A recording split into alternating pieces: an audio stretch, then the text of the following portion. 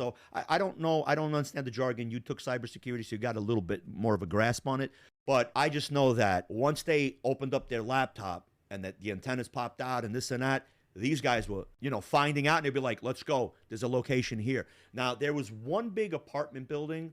I don't know if it was projects or something, right off the Deegan that was going, Harlem River Major Drive, Deegan, Deegan. right. Yeah, so it's going like this, and you're going under to get up onto the George Washington, and there's this huge building for blocks on top.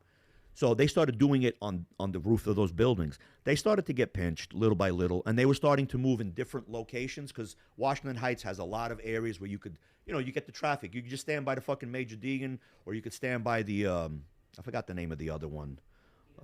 The Bronx, FDR, Bronx River. In that whole area, all these, they all interconnect. So they would just sit there and start cloning. But what ended up started happening too was a lot of my customers were saying, "Hey, there's a detective call," and I'm just like, "Don't answer." Like they would like literally, because some people would use it to beat people, like bop, bop, bop, bop, bop. Not everybody had phones, or they would call somebody's house and whatever. So they started seeing landlines, and they started seeing beepers, and they started like subpoenaing records, and they would like start asking people. Now what ended up happening was a lot of these dumb fucking Yugos, what they started doing was they started calling long distance. So why?